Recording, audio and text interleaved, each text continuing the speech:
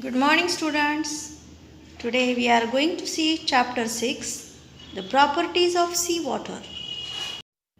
Before going to start the chapter, let's recall some information. Question number 1. Which is the largest water storage of the world? Oceans are the largest water storage of the world. Question number 2. Why is the seawater salty? Seawater is salty because salt in the ocean comes from the rocks on land. Rivers carry dissolved salts to the ocean. Water evaporates from the oceans to fall again as rain and to feed the rivers, but the salts remain in the ocean. In the earlier classes, we have studied the tides, ocean currents with reference to oceans. In this chapter, we will study the major properties of seawater. Second activity is given here, which is regarding to temperature. Can you tell? Question number 1. What is the difference in the temperatures of the land and the sea? Answer is, during the daytime, land is hotter than the sea, whereas during the night time, the land is cooler than the sea. Therefore, during the daytime, land temperature is more or land is hot, so temperature is more. During the night time, the land temperature is less, whereas during the daytime, sea temperature is low and during the night time, sea temperature is high. Question number 2.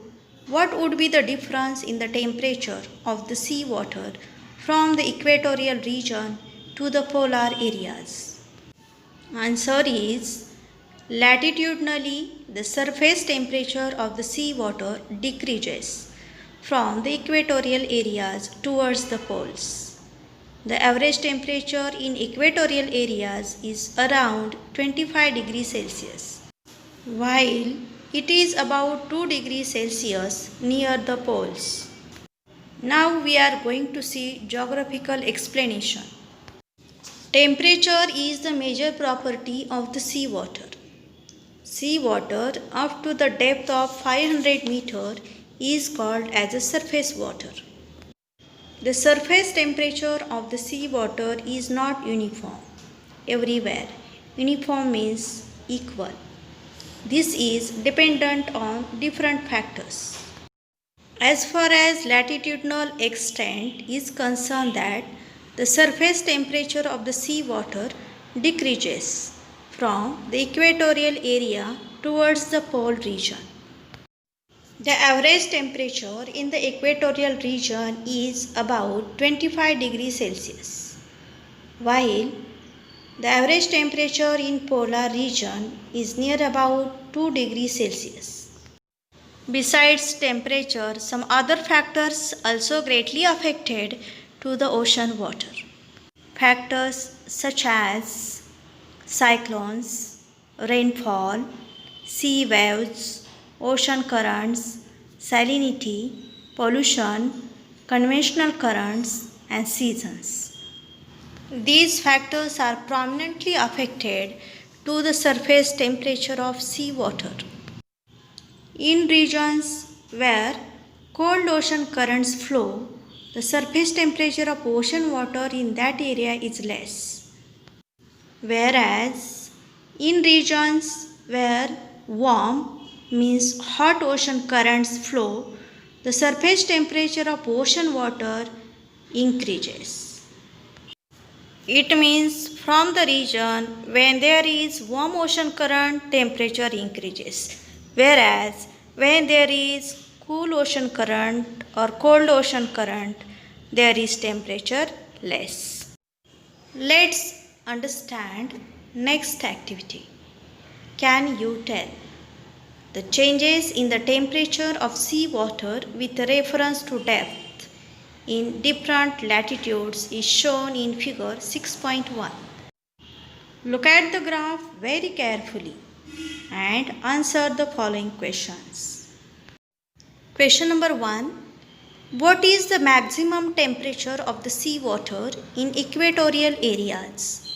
How much is this temperature at a depth of 500 meter?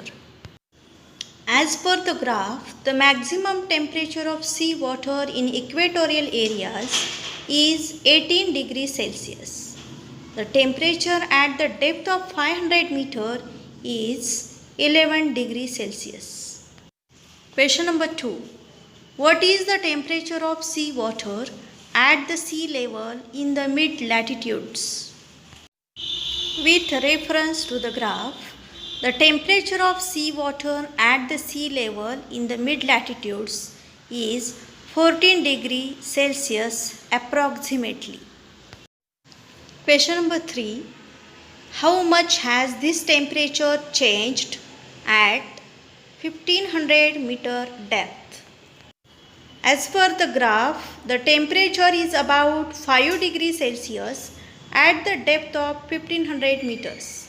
Thus, the temperature of seawater at the mid-latitudes has changed from 14 degrees Celsius at the sea level to about 5 degrees Celsius at the depth of 1500 meters. That is, temperature has changed or reduced by 9 degrees Celsius. Question number 4.